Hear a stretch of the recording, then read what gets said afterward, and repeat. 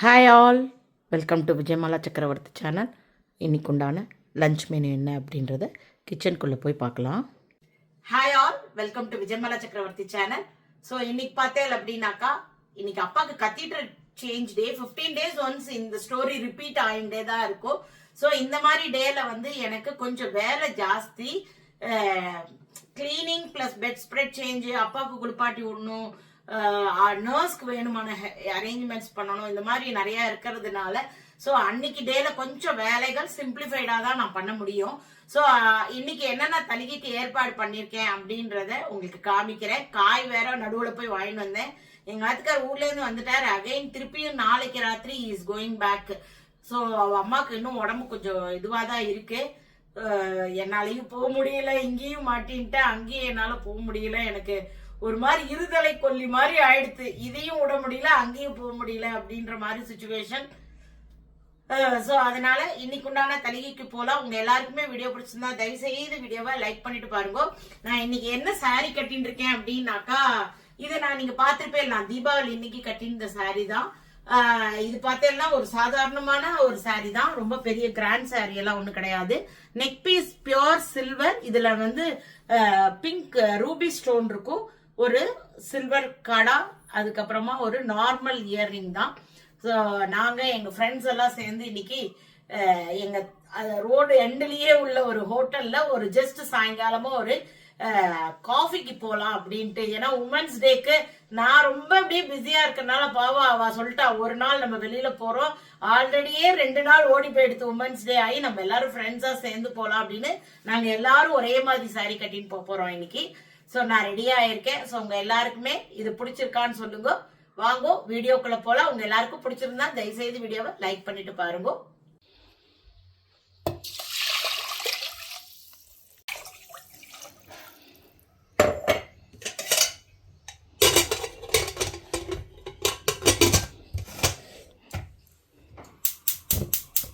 சாதத்தை வச்சாச்சு. இனிஷியலி இப்போ எடுத்து வச்சுட்டுருக்கிற காய்கறிகள் இதுதான்.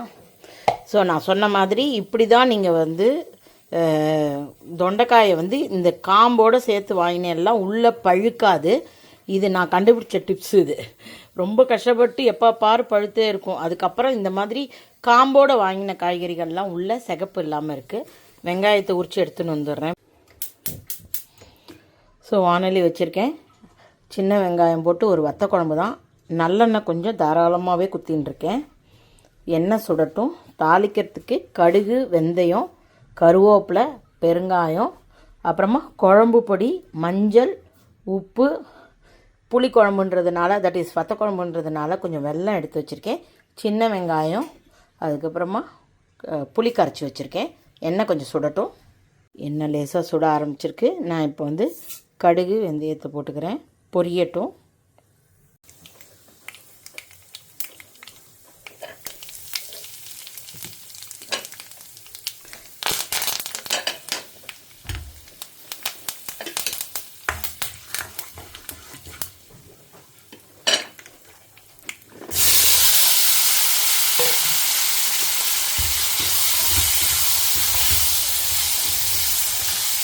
கொஞ்சம் நேரம் சின்ன வெங்காயம் வதங்கிட்டு அதுக்கப்புறமா பொடிகள் எல்லாம் சேர்க்கலாம். ஸோ வெங்காயம் நல்லா டிரான்ஸ்பரண்ட் ஆக ஆரம்பிச்சிருச்சு. நான் இப்போ வந்து குழம்பு பொடி, தட் இஸ் சாம்பார் பொடி, மஞ்சள் பொடி அண்டு இது உப்பு எல்லாத்தையுமே போட்டுக்கிறேன்.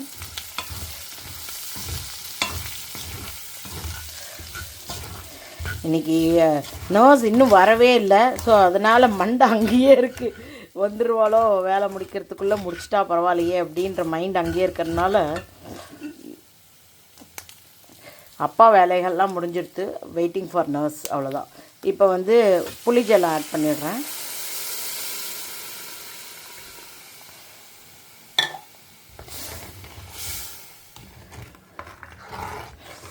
நல்ல வாசனையாக இருக்குது.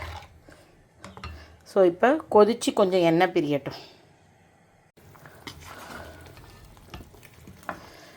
ஸோ இப்போது நல்லா கொதிச்சுன்னு இருக்கு. நான் வந்து வெல்லத்தை ஆட் பண்ணி விடுறேன். இன்னும் கொஞ்ச நேரம் கொதிக்கட்டும், அப்புறமா ஆஃப் பண்ணிடலாம். ஸோ நல்லா எண்ணெய் கசிஞ்சு வத்தி போயிடுத்து. நமக்கு நடுவில் டைலர் வந்தார், அதனால் அங்கே போயிட்டேன் ப்ளவுஸ்லாம் தைக்கிறதுக்கு எடுத்து கொடுக்கறதுக்கு. ஸோ இப்போ வத்த குழம்பு ஃபஸ்ட் கிளாஸாக மணக்க வீடு முழுக்க வாசனையாக இருக்குது. அவ்வளோ நல்லா ரெடி ஆகிடுத்து. வத்த டேஸ்ட்டு தான் இது. ஸோ இப்போ அடுத்தாப்பில் தொண்டைக்காய் காய் பண்ணிக்கலாம்.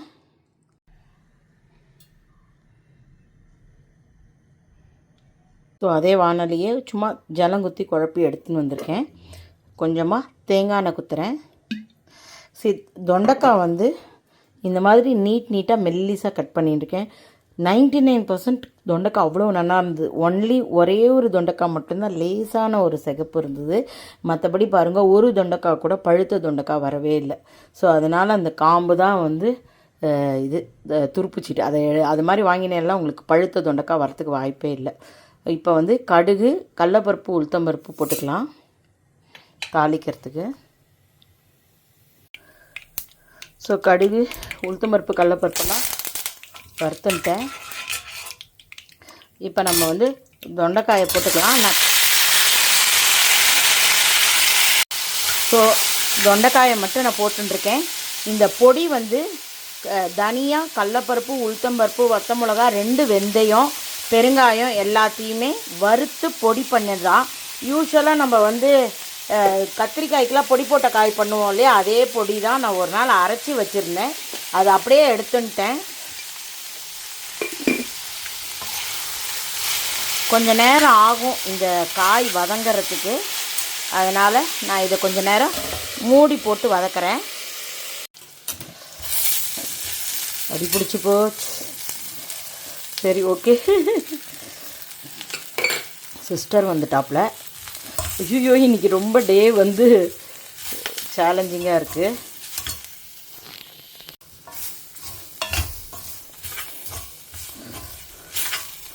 ஸோ இதுலேயே நான் கொப்பரையும் போட்டு பண்ணதுனால தனியாக கொப்பரை போட போகிறதில்ல. கொஞ்சம் அடியில் நல்லா ரோஸ்ட் ஆகிடுது, அவ்வளோதான். தீஞ்ச வாசனை எதுவும் வரலை. கொஞ்சம் கருத்து போயிடுது. இட்ஸ் ஓகே, சம் டேஸ் இப்படி தான் இருக்கும். ஸோ அடுத்தாப்பில் நாட் பாட்டில் கார்டு ஈரைக்காய் கட் பண்ணி வச்சுருக்கேன். அதை பாசிப்பருப்போட குக்கரில் ஒரு சவுண்டு விட்டு எடுத்துட்டோன்னா கொஞ்சம் கூட்டு பண்ணிடலாம். இந்த காய் அப்பாவுக்கு கொடுக்க முடியாது, சாப்பிட முடியாது. ஸோ அதனால் கொஞ்சோண்டு கூட்டு பண்ணி விட்றேன். ஸோ ஃபஸ்ட் கிளாஸாக காய் ரெடியாக எடுத்து, பொதுவாகவே பாசிப்பருப்பை ஒரு வறுத்துட்டு அதுக்கப்புறமா அலம்பி போட்டோன்னா ரொம்ப வாசனையாக இருக்கும். லேசாக செவந்த உடனே இதை அலம்பி எடுத்துன்னு வரேன். ஸோ நல்லா வறுத்ததுக்கப்புறமா நான் பாசிப்பருப்பை அலம்பு எடுத்துன்னு வந்துட்டேன். ஒரே ஒரு ஈரைக்காய், ஒரே ஒரு தக்காளி கட் பண்ணி போட்டிருக்கேன். இதுக்கு மூழ்கிற அளவுக்கு கொஞ்சமாக ஜலம் வச்சா போகிறோம்.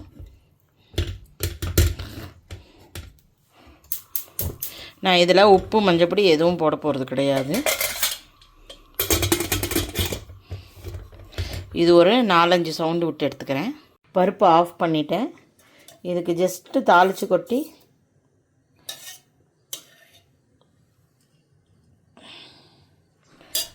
ஜஸ்ட்டு ஒரு முட்டை நெய் குத்திருக்கேன். இதில் ஜஸ்ட்டு கடுகு, ஜீரகம் தாளிச்சிக்கலாம்.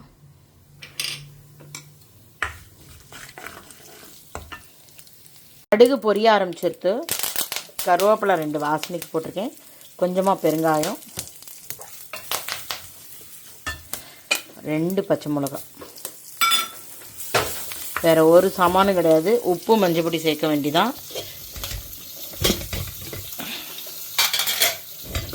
சரி, நல்லா வதங்கிடுத்து, நல்லா வெந்துடுத்து.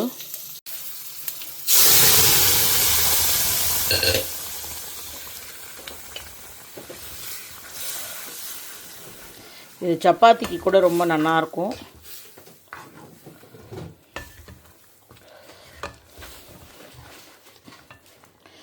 இதுக்குண்டான உப்பு, மஞ்சப்பொடி போட்டுக்கிறேன்.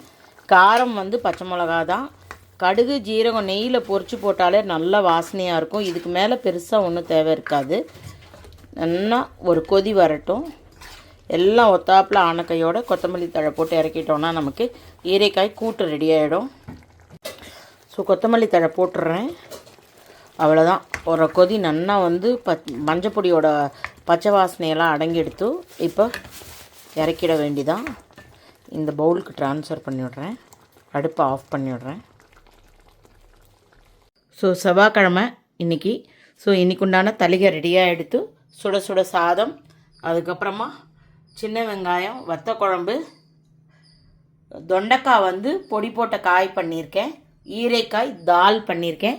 ஸோ சிம்பிள் தளிகை தான். Hope you are all enjoying my video. If you like it, please like and subscribe my channel. Thank you for watching. Bye bye all.